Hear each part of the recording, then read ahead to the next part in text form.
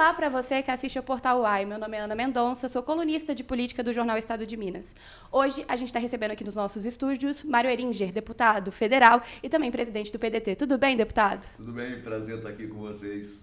Aqui, dividindo essa bancada comigo, tá a Alessandra Mello, repórter de política também do Estado de Minas. Tudo bem, Ale? Tudo bem, obrigada, Ana, pelo convite também. Deputado, o senhor é pré-candidato ao Senado? Essa pergunta é direta na testa, assim, né, hein? Para começar... Nem deu tempo de respirar? Não deu tempo de respirar. Mas a verdade é o seguinte, eu sou um candidato disponível. Tá? Naturalmente que nós estamos na política para fazer política. E nós temos um pré-candidato ao governo do Estado, que é o Calil, todo mundo sabe disso. E na necessidade de fazer alguma composição para que a gente tenha apoios de outros partidos, eu teria disponibilidade para ceder minha vaga ao Senado, com certeza, para essa pessoa. Eu trabalho pelo partido, sou presidente do partido, eu preciso de fazer com que o partido se fortaleça. Então, em princípio, continuo sendo candidato a deputado estadual, com a possibilidade de ser candidato ao Senado. Perdão, estadual? Desculpa, eu falei estadual? Bebi. Federal, né? Não, federal. Continua, então, desculpa. na mesma vaga. Continuo na mesma tentativa de vaga, né? Perfeito. E aí pretendo continuar. Mas há possibilidade, sim, se nós compusermos uma chapa, um grupo de partidos, porque a candidatura do Senado não é a candidatura pessoal, não é uma candidatura de um partido só. É uma candidatura de um conjunto de partidos que se juntam em torno de uma chapa que tem uma tese e a apresentação de um trabalho para a sociedade. Se isso se tornar verdade, eu perfeitamente poderei concorrer. Mas eu não posso ser candidato de mim mesmo. Eu tenho que ser candidato de um segmento, de um grupo, de um contexto. E esse contexto se constrói agora, né, na pré-campanha, onde a gente conversa com diversos partidos, se aproxima e vê se a gente tem afinidade ou não. Se isso vier a acontecer e eu tiver uma chance de disputar, eu vou disputar. Eu não quero disputar sabendo que eu vou ganhar, mas eu quero disputar sabendo que eu tenho chance de disputar em igualdade de condições. Porque quem entra na turma do eu sozinho, continua na turma do eu sozinho. E fatalmente não consegue avançar. Então, na minha concepção e no meu conceito, hoje, o Senado existe a possibilidade, mas os pés no chão continuam dizendo: eu sou candidato a deputado federal, até que as coisas mudem, se mudarem. Na verdade, então, está tudo meio atrelado a uma definição sobre o quadro eleitoral em Minas Gerais, né? Se Calil será candidato ao governo do Estado mesmo, essa composição toda, porque há hoje uma corrida pelo Senado, né? Assim, um investimento dos partidos, principalmente da extrema-direita, para conquistar o Senado, né? Essa casa importante, e nunca teve no Senado mineiro um candidato do campo progressista. Como é que o senhor vê essa disputa em torno dessa Câmara? Olha, bem, eu acho que a direita colocou como meta fazer a maioria do Senado. E nós temos que tomar cuidado com isso. Porque se tiver maioria no Senado, a dificuldade para quem estiver governando, e se for do nosso campo, que eu espero que seja, vai ter muita dificuldade. Uma casa como o Senado, que tem diversas funções, que são funções precípuas dela, e que a Câmara não interfere, como as sabatinas, os impeachments de ministro, impeachment de presidente como órgão decisor, é uma instância muito importante para deixar cair nas mãos de um povo sectário. Não é possível que a gente entenda que isso é razoável. E principalmente um povo que tem na sua índole a vingança, a retaliação, porque é assim que é. E o objetivo de ganhar o Senado não é nada mais, nada menos do que promover a proteção dos seus e vingança contra os outros. Está explícito nas conversas que a gente tem na política. Então, eu acho que tomar conta dessa vaga é muito importante. E o presidente Lula, que é o candidato, nesse momento, à presidência da República, pelo campo da esquerda e da centro-esquerda, o presidente Lula precisa e deve cuidar melhor dessa questão em Minas Gerais.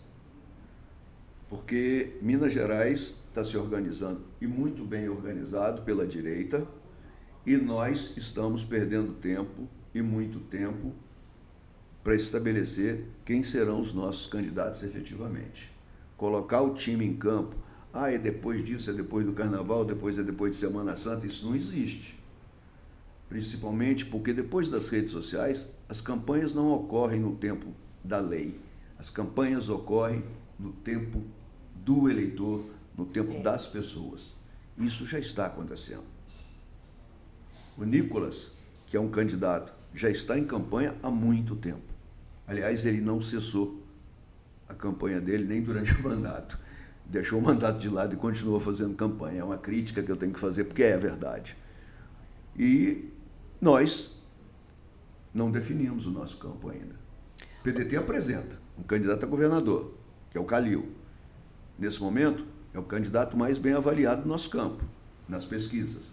E eu acho que esse candidato pode ser a solução, pelo menos para o governo do Estado. E, em torno dele, construir uma estrutura e colocar candidatos ao Senado que sejam candidatos viáveis eleitoralmente, que possam ganhar a eleição efetivamente, que não dependam única e exclusivamente do cabo eleitoral Luiz Inácio Lula da Silva. Porque a gente já viu acontecer aqui. Dilma Rousseff entrou vencedora e saiu derrotada. Então nós temos que tomar muito cuidado. Recentemente, o presidente do PDT Nacional, Carlos Lupe, falou que o Lula poderia apoiar a candidatura do Calil. Isso foi desmentido pelo próprio Calil. Como o senhor vê essa situação? Porque o senhor falou bastante sobre a indefinição do Lula aqui em Minas Gerais, mas compor com Lula não é uma opção? Deixa eu te falar. Primeiro, não houve desmentido do Calil com relação a Lupe. Houve do Calil um enfrentamento com relação à posição de apoiamento do PT ao mandato, ao palanque dele. Mas então falta diálogo? Eu vou chegar lá. Você conhece bem Calil. Calil é um sujeito que eu até gosto muito porque ele não tem papas na língua. Ele, quando fala a verdade, ponto e acabou. Às vezes passa do limite, às vezes briga, mas quem conhece sabe e respeita esse estilo. Nós já conhecíamos e sabíamos. Nós não ficamos surpreendidos. E não vamos ficar surpreendidos com nenhuma atitude que ele tomar. E claro que quando não concordarmos, nós também vamos reagir. A gente talvez não seja tão intenso quanto o Calil, mas nós sabemos ser responsáveis pelas posições que defendemos. Na verdade, o que aconteceu foi uma conversa entre o Edinho e o Lupe, e nessa conversa estabeleceu-se uma provável associação para ajuda. Porque o Lupe, nós sempre oferecemos candidato à presidência da República. Dessa vez nós não temos um nome. Pelo menos ainda, sei lá se vai surgir, mas não temos. Então, em tese, o nosso candidato a presidente da República é Lula.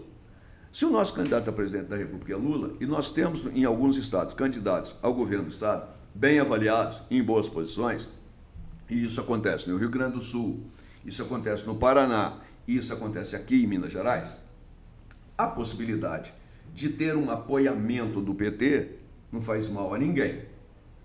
Então essa conversa houve. O Lupe vai e publica a conversa. O Edinho vem e diz, não foi bem assim. Eu tenho certeza que o Lupe falou a verdade.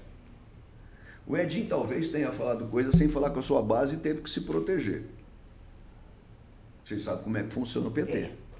Eu sei como é que funciona. Sou amigo de muitos deles.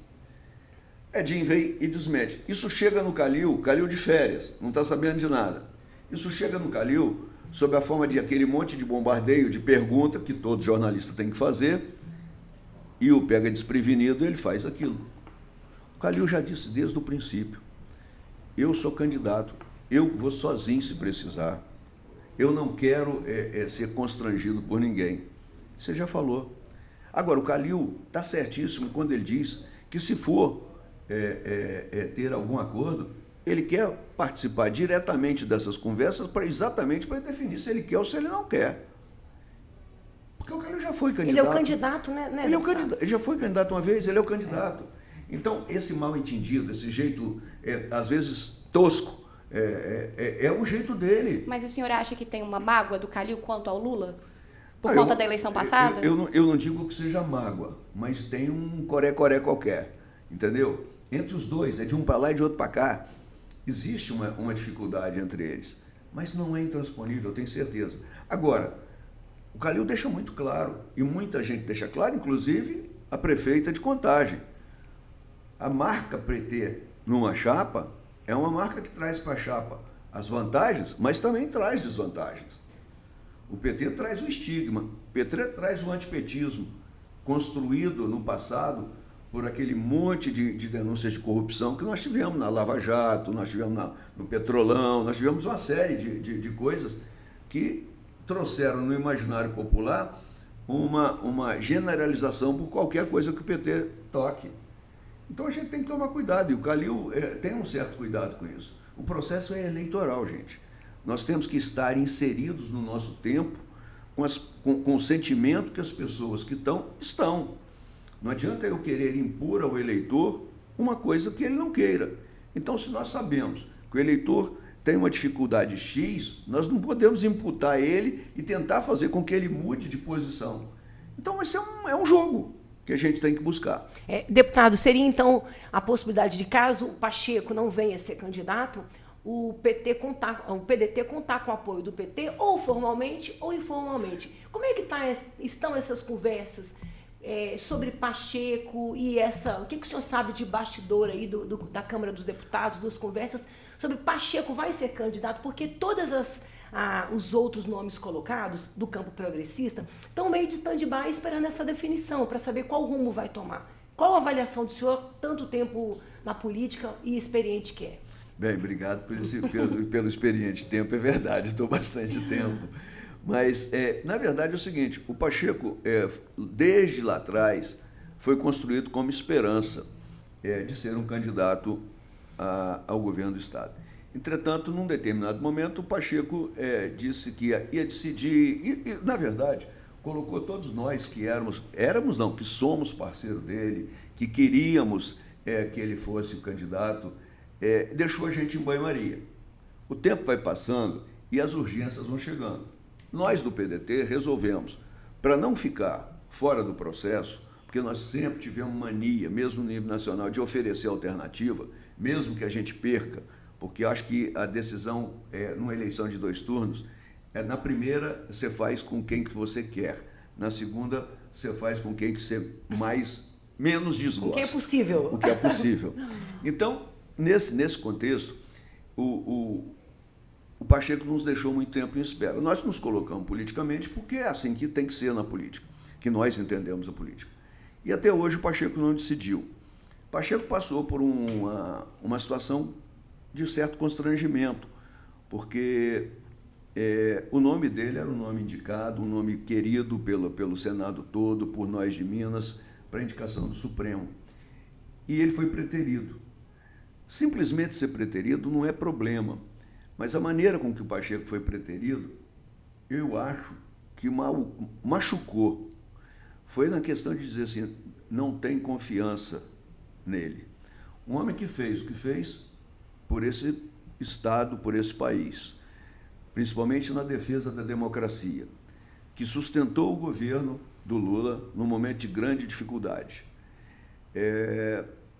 Escutar do líder do governo no Senado que ele não seria, isso público, em microfone, o indicado porque ele não era de confiança do Lula, é muito constrangedor.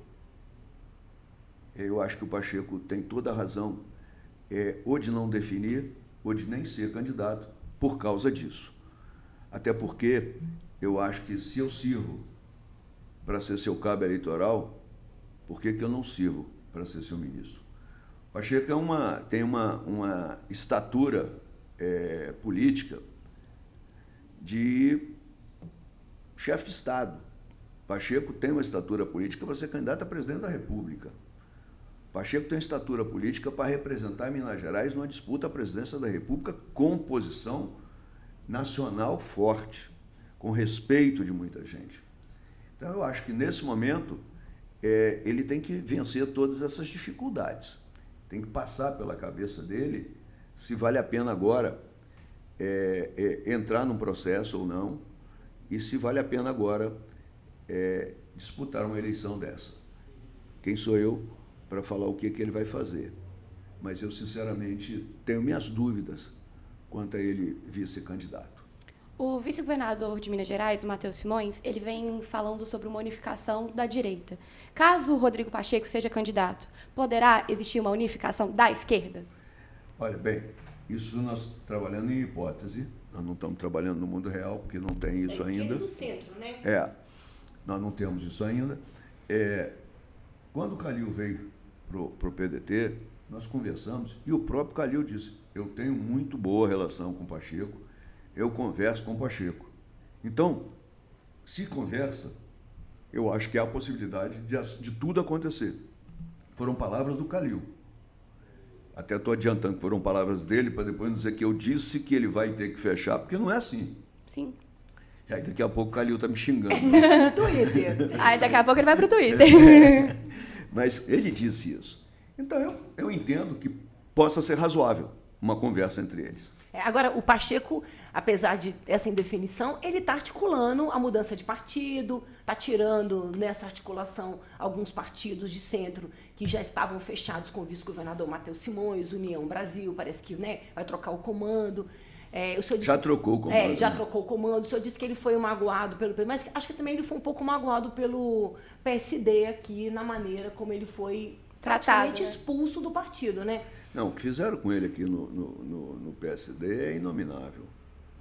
Pegar um ex-presidente do Congresso, com a representatividade que ele teve, com o papel que ele exerceu.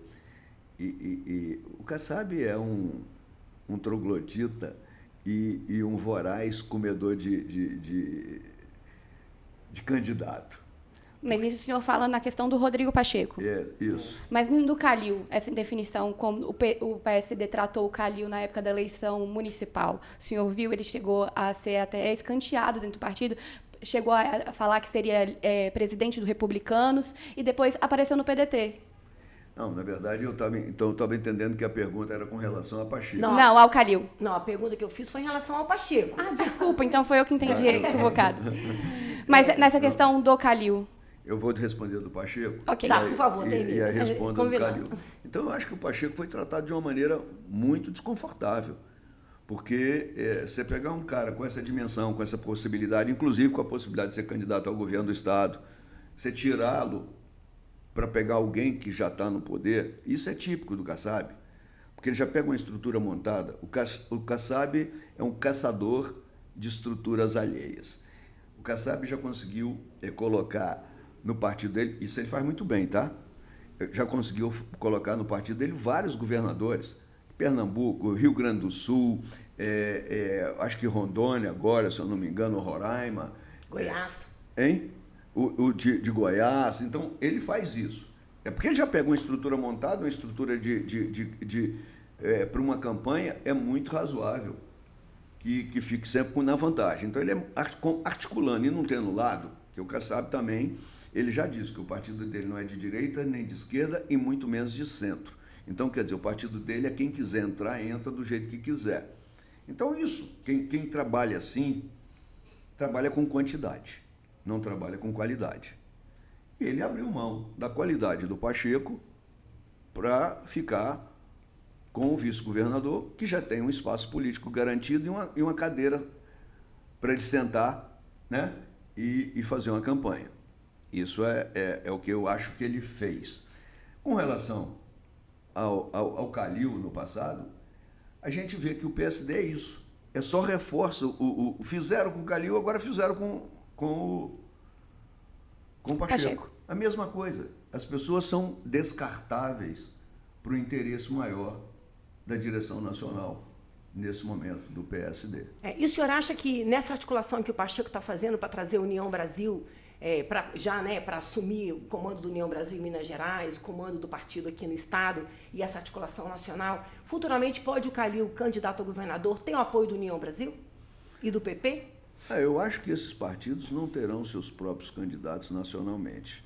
E esses partidos não tendo candidato nacionalmente, eles podem apoiar quem eles quiserem nas eleições estaduais.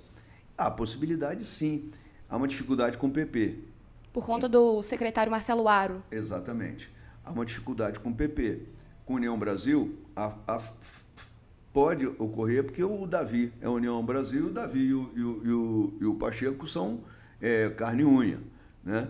Então pode ocorrer por uma composição dessa e pode. A dificuldade ali é de composição mesmo, mas como tecnicamente essa federação não funciona 100%, pode ocorrer. A federação não foi ainda não foi registrada ainda, né? E parece que tem dificuldade em vários estados. Talvez a Federação União PP nem vingue, né, nessa eleição. São dois partidos muito grandes, então eles têm uma capilaridade muito grande todos os dois, e com isso as áreas de interseção e de problema entre eles é muito grande também, né? E na hora que forma a federação tem que funcionar como partido, né, para o eleitor. Só, dois virar um fica difícil, né? Deputado, a gente vê um aumento da extrema-direita aqui em Minas Gerais, como o nome do Cleitinho, do Nicolas, Bruno Wengler, essas pessoas que, querendo ou não, ganharam muita popularidade nos últimos anos. Como o senhor enxerga isso? Acha que o Cleitinho vai ser um problema para o Calil? Olha, deixa eu te falar. A direita faz muito bem isso, fez muito bem isso. Porque é muito fácil, quando a pessoa tem... e aí não estou falando pessoalmente, individualmente nenhum, quando a pessoa tem pouca responsabilidade com o que vai falar mal dos outros é fácil. Quando a pessoa não é responsabilizada pelo que fala, a coisa fica fácil. Eu, por exemplo, não conseguiria ser uma pessoa dessas que bombam em internet. Porque eu sou velho, eu não consigo, eu tenho um certo pudor em falar mal dos outros sem ter prova, sem ter princípio, sem ter uma coisa que embase o que estou falando. E essas pessoas se construíram, todas elas, em cima do negativismo, da raiva, do ódio e da crítica e queixa. Uma pessoa dessa, na hora que sentar numa cadeira de governador ou de prefeito, vai ter que responder por tudo que falou, que vai sofrer, porque as coisas não são tão simples assim. Estava comentando no início o artigo da Berta hoje, né? Da Berta Macarum, ela coloca essa coisa da inapetência do quadro político para ir para uma disputa desse tipo. Exatamente porque ninguém está disposto a ser tratado, os políticos mais sérios, mais tradicionais, ninguém está disposto a ser tratado dessa maneira. Maltratado por um conjunto de pessoas que são somente influencers, são blogueiros e desrespeitados pela política de uma maneira geral. Então, acho muito difícil. Essa também é uma das razões pelas quais a gente vê esse afastamento, sabe? Então, eu acho que essas pessoas que estão hoje nessa posição de muito destaque, elas vão continuar, que público para elas existe, elas vão continuar fazendo, vão continuar obtendo os resultados. Agora, quem pede as coisas e não sabe o que está pedindo, uma hora pode pedir uma coisa que não está preparado para ter. Isso eu não tenho dúvida nenhuma. Querer é uma coisa, poder é completamente diferente. Porque se colocar algum deles, e não vou citar nome de nenhum, porque eu sou amigo, meu amigo não, tenho uma boa relação com todos, colocar uma pessoa despreparada num posto pode gerar para ela mais problema do que vitória. Então, às vezes, a gente tem que saber o que a gente quer. Como que o senhor vê o embate, por exemplo, do Calil com o Cleitinho? Porque são duas pessoas que têm personalidade muito forte. Não. Querendo ou não, pode cair nessa situação de guerra de narrativas. Olha, sinceramente, Cleitinho, eu tenho algumas conversas com ele. Cleitinho é uma pessoa tranquila para conversar. Aquela guerra é um estilo. Calil é uma pessoa tranquila para conversar. A guerra, na hora que a guerra surge. Vai sentar com o Calil para beber, para conversar, você vai ver, é agradável. Senta com o Cleitinho para conversar, é agradável. E eu não creio que os dois sejam os grandes antagonistas. Porque eles caminham mais ou menos dentro do mesmo campo, com estilo bruto dos dois, mas estilo de comportamento político diferente. Um pouco diferente. Então, eles não serão os grandes adversários. Eles serão adversários dos outros, principalmente da direita, apesar do Cleitinho estar nesse campo, principalmente da direita. O Cleitinho não é um cara que vai bater palma para o maluco dançar.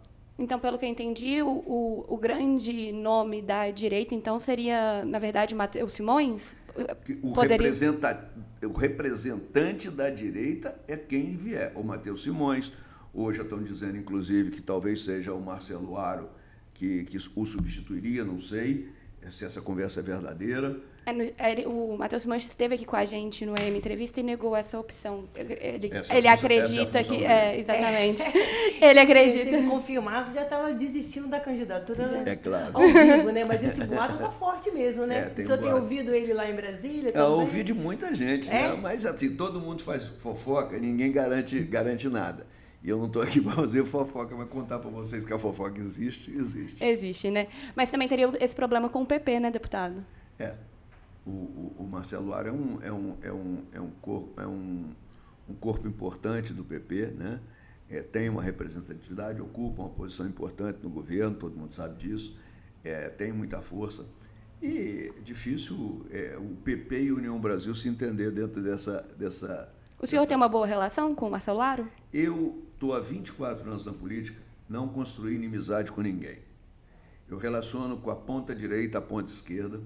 Todo mundo sabe que eu sou de centro-esquerda, mais esquerda do que centro, mas sou de centro-esquerda, mas me relaciono muito bem com todo mundo. Eu não vim na política para ser palmatória do mundo, eu converso com todo mundo e entendo que política só funciona se você conversar com os desiguais.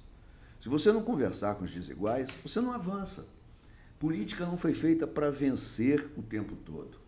Política é para crescer, é para promover mudança dentro do que é possível. Às vezes, quem quer 100 não leva 10. Então, a gente tem que entender isso, que às vezes, inclusive às vezes a gente sofre um pouquinho, porque a gente vota uma coisa aqui, outra coisa ali, que os nossos eleitores não gostam. Mas eles não sabem, e a maioria não sabe, que a gente está na política para avançar, mesmo que seja passo a passo, mesmo que a gente não tenha que subir no elevador velozmente. Que quem vai para lá para fazer enfrentamento puro só faz discurso para fora e não avança nada. Posso citar alguns deputados, inclusive. Quais, por exemplo?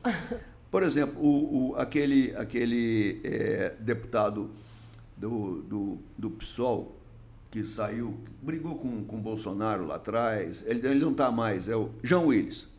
O João Willis, ele defendia uma posição, mas ele guerreava tanto, estigmatizava tanto a posição dele, que até as pessoas que defendem se irritavam com ele. E ele não conseguia avançar, ele não conseguia aprovar as coisas que ele queria, porque ele não conseguia conversar com as pessoas. Estou citando um que já saiu para não citar um que está dentro, que tem outras pessoas dentro fazendo isso. Joga só para fora, tipo assim, eu sou defensor do médico, e babá, mas não consegue nada para o médico. Eu sou defensor de LGBT, e não consegue. Eu sou defensor do engenheiro, entendeu? É aquele cara que está ali para captar o voto em tempo integral. Porque existe a necessidade dentro do parlamento do diálogo. Essa crítica que o senhor fez da pessoa que parte sempre para o enfrentamento e não o diálogo, que inclusive não é uma característica da política mineira, é uma crítica que o governador Zema sofre de várias pessoas. Como é que o senhor avalia também essa questão do enfrentamento do governador tão direto? O senhor acha que isso prejudica Minas Gerais? Claro que prejudica. O governador, eu procuro fazer, eu faço uma força para não fazer críticas assim, porque eu acho desconfortável. Mas o nosso governador é um governador que, além de ter perdido a liturgia do cargo, porque o cara, quando vai para dancinha, para TikTok, comer banana com casca, isso fala contra a seriedade que o cargo precisa, sabe? E, além disso, escolher de uma hora para outra, porque ele não era assim no início, fazer uma transição de personalidade, não é transição de gênero, mas fez a transição de personalidade. Ele passou a ficar agressivo, ele passou a fazer ataques para agradar um campo do eleitorado mineiro ou do eleitorado brasileiro, vislumbrando um espaço para disputar a presidência da República, que nunca foi o objetivo dele. O objetivo dele é ser vice de alguém. Isso ficou muito claro no início. Então, o senhor não acredita numa pré-candidatura do governador Romeu Zema? Deixa eu te falar, o governador Zema, lá atrás, quando ele ainda não tinha essa malandragem da política, porque acha que agora está malandro, ele declarou claramente que ele era candidato a vice. Eu nunca vi ninguém declarar candidato a vice, ele declarou. Depois alguém veio e disse para ele assim, olha, ninguém é candidato a vice, não. Aí ele virou candidato a presidente. Mas o objetivo explícito dele, desde o início, era ser candidato a vice. E é isso que ele está construindo, você não tenha dúvida. É isso que ele está construindo. A sinalização é essa. Porque quando você coloca nas pesquisas, ele não tem possibilidade nenhuma de ser o candidato a presidente de um campo. Agora, ele é governador de Minas. E Minas é um estado muito importante. E por isso, ele se qualifica muito bem para ser candidato a vice em alguma chapa. O senhor tem uma possibilidade? Acha que, enfim, qual que você acha que seria melhor? Flávio Bolsonaro ou se não um candidato do PSD, um dos governadores? Não sei. Nesse campo eu não quero me meter. Eles arrumam o ninho. Não é o seu partido? Arruma o ninho deles para lá, entendeu? Eu não posso dar melhor sugestão nem não opinar, né, deputado? Mas o senhor falou, hoje em dia a política é muito assim, feita visando eleitorar, as redes sociais, o engajamento, né? Eu acho que a gente não pode abrir mão disso. Isso é a realidade. Isso é o mundo atual onde nós estamos inseridos. Mas eu acho que a gente não pode usar isso usando, que a gente sabe, o medo é muito mais forte que a esperança, o pânico, a raiva. A gente sabe que isso comunica mais. Mas você acha que eu gosto de levantar de manhã, ligar uma rádio no meu carro para ir para o trabalho, escutar um cara falar mal de tudo o dia inteiro? O meu dia começa mal. E isso tem acontecido muito, porque a política tem possibilitado que algumas pessoas, e tem muito disso, vocês conhecem vários programas de rádio, vários programas de televisão, que vivem da desgraça alheia. Isso começou quando eu era jovem, no Povo na TV, não sei se vocês se lembram disso, senão que você nem nasceu. Não lembro. O Povo na TV era um show de munducão que você ficava morto de raiva, você criava um ódio. E isso não é bom do ponto de vista sociológico. Isso não é bom você construir uma sociedade com esse espírito. E a gente tem que ter responsabilidade com o que a gente constrói. Né? Tá lá no Pequeno Príncipe, que todo mundo já leu, né? Tu te tornas eternamente responsável por aquilo que cativas. E se eu faço isso, eu sou responsável por isso.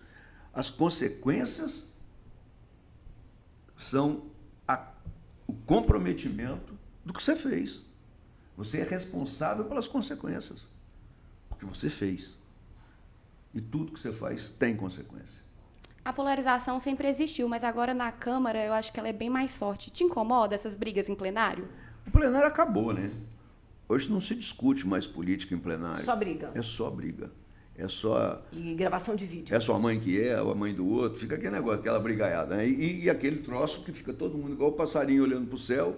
E sempre tem um assessor ali do lado filmando, né? A maioria não tem nenhum que não ande com um assessor filmando em tempo integral. É um negócio assim... O senhor não anda com o assessor filmando o senhor o tempo integral? Eu não consigo. Eu gosto muito da minha vida e da minha privacidade. Apesar de ser um político, minha vida é pública. Você viu que eu cheguei aqui sem assessor. Eu ainda fiz pergunta, o senhor veio ser assessor? É o primeiro. É o primeiro. Eu não consigo fazer isso. É desconfortável para mim, sabe? E eu não faço. Eu sei que as pessoas fazem, cada um faz do jeito que quiser, mas eu não faço. Deputado, o presidente Lula, ontem, em entrevista que ele deu para a jornalista Daniela Lima do UOL, ele atribuiu esse clima de radicalização, polarização ao ex-governador Aécio Neves, na campanha de 2014. Ele disse textualmente que o Aécio Neves inaugurou essa campanha radicalizada e que desde então nunca mais foi a mesma. O senhor concorda? Não, concordo não. Não é simples assim. Essas coisas não se constroem com uma ação. E eu compreendo perfeitamente a reação do Aécio e atribuir à reação dele. E olha, eu não estou falando com procuração de Aécio, não tenho nada para defender, mas a reação dele foi uma reação natural de quem achava que ia ganhar e perdeu. Perdeu mesmo. Agora, aquilo inaugurar um processo de radicalização, se aquilo tivesse inaugurado o processo de radicalização, quem era o radical era o Aécio, não era o Bolsonaro. Não era o Bolsonaro. O que provocou, o que criou essa radicalização foi o PT. Porque o PT, estigmatizado como foi, criou o senhor Jair Messias Bolsonaro. O Bolsonaro não é cria da briga do Aécio. Bolsonaro é cria da briga dele com o PT. Eu fui deputado com o Bolsonaro 16 anos. Bolsonaro andava no plenário com a plaquinha PT, Partido dos Traíras. Isso em todos os tempos. E o Bolsonaro pegou exatamente o movimento de corrupção, naquele momento que o PT estava sob ataque, e se beneficiou disso. Ele falou, ele percebeu que a sociedade estava de saco cheio antes de todo mundo. Eu não acreditava que o Bolsonaro ia ser eleito. E foi. Então, é minimizar demais e transformar e transferir uma responsabilidade, que me perdoe o presidente Lula, transferiu uma responsabilidade para o Aécio. O Aécio não é responsável por isso. O responsável por isso são os erros que os nossos governos anteriores cometeram. Deputado, o senhor falou que há uma raiva da sociedade. O senhor sente uma raiva da sociedade em relação ao Congresso Nacional? Ano passado o Congresso Nacional apanhou muito em função da PEC da blindagem. Agora, esse ano, tem essas modificações para garantir alguns benefícios para os trabalhadores do Senado, folga, enquanto se discute uma escala, fim de uma escala 6-1, que impõe uma jornada difícil de trabalho, né? E tem a questão dos privilégios, dos penduricários. Como é que o senhor avalia essa decisão recente do Congresso e essas outras decisões que têm colocado a população contra os parlamentares? O senhor que é deputado há quantos anos, perdão? 24. O senhor que é deputado há bastante tempo, sente que aumentou uma raiva assim, da população em relação ao Congresso no seu dia a dia? Você está me dando uma oportunidade, assim, você me fez uma salada de problemas. Isso. E eu vou tentar comentar sobre o tema todo, porque uma das coisas que eu não gosto é de fugir de tema. Se eu faltar alguma coisa, você combinado. Me introduza. Essa relação, o Congresso nunca foi e nunca vai ser um poder unânime. Sabe por quê? Porque eu sou votado pela direita e pela esquerda. Eu não sei quem é o meu eleitor 1 a 1. Não existe aquele voto ideológico 100% para um determinado candidato. O eleitor vota no candidato ideologicamente, mas o eleitor vota no candidato que é mais próximo, que é mais simpático, que sabe falar melhor com ele, que é da região dele, onde é da cidade dele, é da religião dele. Tem uma série de fatores que faz com que o eleitor escolha o seu candidato. Então, o candidato não é um ser ideologicamente construído dentro de um campo. Primeira coisa. Então, esse eleitor escolhe esse cara e esse cara vai para lá. Só que esse cara vai para lá multifacetado. Então, ele vai fazer uma coisa aqui que vai desagradar parte do eleitorado dele. E isso, feito de várias maneiras, desagrada um monte de gente em determinados momentos, em determinados assuntos. Então, essa é a primeira premissa que a gente tem que considerar. A segunda é, como eu acabei de dizer, Gurinha mesmo, a gente não vai para lá para ganhar tudo. A gente vai para lá para crescer um pouco em cada pauta. E as pessoas esperam que a gente ganhe tudo. E às vezes, quando você dá um passo menor, eles falam que você, em vez de você deu um para frente, eles falam que você podia ter ido mais. Você deixa sempre uma insatisfação porque você não conseguiu chegar onde eu também quereria chegar, mas eu pude chegar. Você citou aí as prerrogativas que o pessoal chamou de blindagem. Eu votei a favor. Você acha que eu estou satisfeito com o meu voto? Claro que não, mas eu fiz um acordo. Nós fizemos um acordo. O PT fez um acordo conosco, de estar junto. Com que objetivo? Da gente enterrar na votação. Isso foi numa terça-feira, para da gente, na quarta-feira, enterrar a tal de anistia, combinado com os partidos do centro e da direita. Aí o PT, na última hora, muda de posição para ficar jogando para fora e deixou todos nós pendurados numa brocha. Por quê? Porque nós combinamos. E o que nós íamos obter com ele? O fim desse papo de anistia. Era isso que estava combinado. Chegou na quarta-feira, perdemos. Eu perdi 2 vezes. Porque eu votei a favor daquela PEC, num ato de combinado, eu acho que é as coisas combinadas, e aí a gente avançaria nessa questão. Felizmente o Senado foi lá e botou freio nisso e acabou. Ótimo. Eu perdi, mas não foi para frente. Então essa questão é uma questão que acontece lá dentro. Você negociar, eu vou ganhar aqui e perder ali. Isso acontece. As pessoas não entendem isso às vezes. E aí o eleitorado, eu perdi eleitor, perdi companheiro. Como é que você votou num absurdo daquele? Eu estou há 24 anos na política. Eu não tenho um deslize de reputação. Mas eu tenho esse tipo de problema, que não tem como a gente não tá no meio de uma disputa dessa. Então, isso é uma coisa. O momento do reajuste dos funcionários da Câmara, primeiro, algumas pessoas, foi feito de afogadilha. Não foi, porque já tinha aprovado o do membros do TCU, da Justiça, o do Senado já estava lá para ser votado, depois de ter sido votado no Senado, a Câmara não tinha feito o seu. Então a Câmara tinha que votar o do Senado, aproveitou, então já que é o último que falta, vamos fazer o projeto também da Câmara em semelhança ao projeto dos outros. Tá bom, foi feito. Erro estratégico, grosso, grave, é o que está fazendo o Judiciário no famoso 3-1. Isso é um absurdo. O Brasil não tem profissão nenhuma, mas isso não está na Câmara, tá? O Brasil não tem profissão nenhuma que o cara trabalha 3 dias para folgar uma. E se ele não folgar, ele recebe em dinheiro. Isso não existe. Isso eu peço ao presidente Lula que vete. Isso foi uma coisa que pegou muito mal, isso né? É imoral. Para a população, né? Que isso é trabalha imoral. 7 dias por semana, muitas vezes. Isso é imoral. Né? Aí você pergunta assim, mas por que vocês não votaram contra?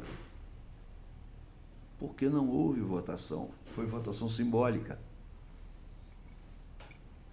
As pessoas não sabem disso. Então, isso passou, isso eu espero que o presidente vete. Com relação ao aumento dos funcionários, o último aumento que eles tiveram foi em 2023, nós estamos em 2026, e o aumento é de 8%. Não é nenhum absurdo para 3 anos. Eles tinham que ter um aumento. E o fura-teto? O teto, a gente tem que rediscutir esse troço de uma maneira, porque teto não pode ser um teto único.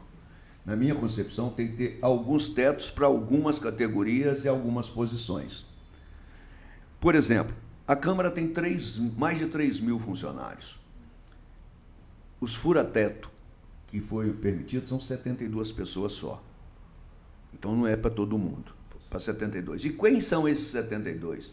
São aqueles funcionários que, já tendo atingido o maior grau, que é o FC5 para cima, atingido o maior grau de crescimento na carreira, estão ocupando cargos de responsabilidade criminal e civil, que podem ser processados na sua vida pelos seus bens, pelo crime, porque ocupam esse tipo de função. Por que você, Ale, ia aceitar um cargo desse se você já ganha a mesma coisa, não fazendo isso, não se expondo? Por vaidade só. Porque, do ponto de vista do salário, você não ia querer. Então, é para essas pessoas. No Senado é o contrário. O Senado é um banco de dados que todo mundo pode furar. No Judiciário é pior ainda. É 3-1. Então, é muito ruim. Eu acho que ontem, quando o Dino... suspendeu os penduricalhos. Suspendeu os penduricalhos, eu logo fui instado a falar sobre isso muito rapidamente. O que você acha da atitude do Dino? Alguém tinha que meter a mão nesse vespeiro. O Dino meteu. O Dino tem coragem. E o Dino meteu no vespeiro. A Câmara vai se estrelar. A Câmara tem muito pouco penduricalho relativamente ao próprio Judiciário. Ele meteu a mão no vespeiro deles. O Judiciário é cheio de penduricalho. É muito penduricalho. Então, o Dino vai ter que se entender, lá na turma dele. Mas ele teve coragem de fazer. E isso é importante. Eu acho que o que é penduricalho não pode. O que não é penduricalho? É aquilo que está previsto na lei. Já está previsto na lei, não é penduricalho. Mas fazer decisões intracorpores, interna corporis, para poder beneficiar. Mas você não dá aumento do salário do funcionário. Sobra dinheiro naquele poder, porque o orçamento é próprio. E quando sobra dinheiro no poder... Vocês acham que a vontade é devolver ou a vontade é usar indiscriminadamente para gastar aqui e ali? Dinheiro sobrando propicia imaginação, né? Crescer para fazer besteira, para fazer coisa que não precisa, para fazer obra que não precisa, para comprar coisa que não precisa, para roubar. Não é? Então, o funcionário público tem que receber o seu reajuste.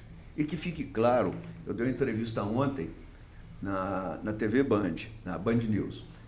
E na televisão, a moça, a entrevistadora, disse: mas esse dinheiro, esse aumento é para os senhores, só para quem rouba a rachadinha. Porque esse dinheiro é para o funcionário. Se tiver algum que faz rachadinha lá, pega ele.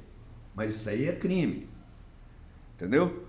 Então, não é definitivamente nada para deputado, nada para senador. É para os funcionários da Câmara dos Deputados, do Senado Federal, do Tribunal de Contas da União e do Judiciário. Deputado, a gente falou um pouco da relação da população com o Congresso, falamos também sobre a polarização, mas eu queria saber sobre entrega. Nesse último mandato, o que o senhor entregou para Minas Gerais? Bem, o que a gente faz e consegue fazer hoje, graças a Deus, é a gente ter ação sobre orçamento. Em ação sobre orçamento, a gente já fez muita coisa. Muita coisa na área da saúde. Eu sou médico e eu ajudo, com as minhas emendas parlamentares, a uns 30 hospitais, no mínimo. Aqui em Belo Horizonte, uns 6 ou 7. E eu não tenho voto nesses hospitais. Sabe, eu não vou para lá pedir voto, até porque de eleição eu ajudo, porque eu sei que esses hospitais em cidades polo, eles são hospitais fundamentais para a região. Então, ajudo muito. E sobrevivem de emenda, né, deputado? Só de emenda. Não tem recurso. Se a saúde não tiver, e as emendas parlamentares, 50% delas vão para a saúde, se você não botar num lugar onde esses recursos vão ser tratados seriamente, se você começar a inventar soluções, esse dinheiro vai ser gasto com besteira. Então, eu ajudo muito os hospitais. Mas também ajudo muito outras situações. Eu já fiz muito. Comunidade de Nova Matrona, que é lá em Salinas, por exemplo. É um lugar que tem uma produção de hortifruti granjeiros muito grande. Ela tem tinha uma estrada de 6 quilômetros de terra, e eles produzem muito. E o caminhão, para sair de lá e levar para Taiobeiros ou levar para Salinas, gastava, naqueles 6, 7 quilômetros, gastava 2, 3 horas, porque não pode sair sacudindo fruta, sacudindo, porque amassa e destrói o alimento. Nós fomos lá, com dinheiro das emendas, nós fizemos uma estrada asfaltada. O carro que ia uma vez e voltava durante o dia, ele passou aí 3 vezes. Então, ele pega a verdura, leva em Taiobeiras e volta e faz isso 3 vezes. Antigamente era uma vez por dia. Uma obra que o Estado não fez, né? Nunca fez. E não faria, porque as pessoas não conhecem as necessidades do interior. Quando eu falo que o presidente não conhece, o governador também. Minas Gerais tem 853 municípios. É impossível que todo mundo conheça tudo e todas as demandas. E isso não estou fazendo crítica nenhuma, porque não é possível. Mas nós sabemos. A cidade... você sabe que a BR-365, se eu não me engano, ela sai de São Paulo e vai a Goiás, passando por Minas pelo Triângulo. Ela tem, há mais de 60 anos, 12 quilômetros de chão, uma BR, uma estrada nacional, ali no Triângulo Mineiro. Lutei para burro, briguei para burro, consegui agora, coloquei no orçamento da União para esse ano, recurso para fazer esses 12 quilômetros. Está lá. Ah, mas como é que só você viu isso agora? Não só vi. Todo mundo está vendo, mas não consegue. A BR-262, isso não é da minha emenda, não, hein? É luta dentro do governo e conseguir recurso. É uma emenda, é um recurso grande? Mas é o trabalho que eu fiz. É articulação, né, deputado? Articulação. A BR-262, que é essa que leva todo mundo para a praia lá no Guarapari, né? Que quando passa ali na Realeza e no Manhuaçu, entope aquilo, porque a BR passa dentro da cidade. A cidade está completamente sufocada por essa estrada. Conseguimos, eu coloquei na LDO, no orçamento, durante 4 anos, e chegava no presidente, o presidente vetava. O Bolsonaro vetou 3 vezes o meu orçamento. Aí chegou o Lula, eu consegui aprovar no orçamento para fazer o projeto. Então, nós licitamos já o projeto, porque primeiro tem que ter o projeto, para depois... Nós já licitamos o projeto para fazer um contorno rodoviário em Manhuaçu. O projeto já foi licitado, já tem empresa, já está fazendo. O que eu fiz? Procurei o ministro dos Transportes, procurei o relator, fiz um chamego, pedi, chorei, implorei, e a gente conseguiu colocar também para esse orçamento, e foi liberado. O presidente não vetou o início das obras do contorno rodoviário de Manhuaçu. São obras muito grandes, mas ninguém sabe disso. Por isso que eu digo, essa centralização das informações no poder central, nós temos que rever esse pacto federativo. Nós precisamos de botar mais dinheiro nos estados e nos municípios para que eles resolvam os seus problemas. Sabe? Claro, tudo fiscalizado, tudo controlado. Então, a gente fez muita coisa e faz muita coisa. Não é só isso, não. Eu estou aqui, você me pegou de surpresa, eu estou lembrando de coisas. Claro. Já fiz muito. Para Araxá, a cidade de Araxá, eu consegui botar dentro da cidade de Araxá 60 milhões de reais para revisão e que a cidade começou a ficar embolada e precisava de fazer viadutos para fazer... Nós colocamos 60 milhões de reais na cidade de Araxá para mudar o trânsito dentro da cidade de Araxá. E Araxá é uma cidade boa, uma cidade grande, uma cidade bonita. Está lá, foi lá para fazer, sabe? Manhuaçu, que é a cidade, hoje é a maior cidade da minha região, a cidade polo. Cara, Manhuaçu, quando chove, Manhuaçu fica separada, metade da cidade. Um lado está o hospital, o outro lado não está. A água sobe, a cidade fica isolada 2, 3 dias. Quem está do lado esquerdo da cidade não consegue acessar o hospital, não consegue acessar banco. As pessoas não conseguem atravessar. Nós fizemos uma ponte lá agora, que todo mundo orçou a ponte, falava que ficava em 20 milhões a ponte. Nós fizemos uma ponte fantástica, super alta, para manter a comunicação entre os dois lados. Nós gastamos 6 milhões de emendas parlamentares.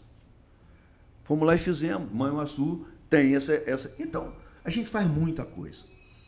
Às vezes as pessoas querem uma grande obra, às vezes não dá para ser uma grande obra, mas eu acho que a obra que se constrói é a obra de viver, é a obra do dia a dia, é a obra da necessidade das pessoas. Se nós conseguíssemos dar uma educação razoável, não estou chamando de maravilhosa não, hein?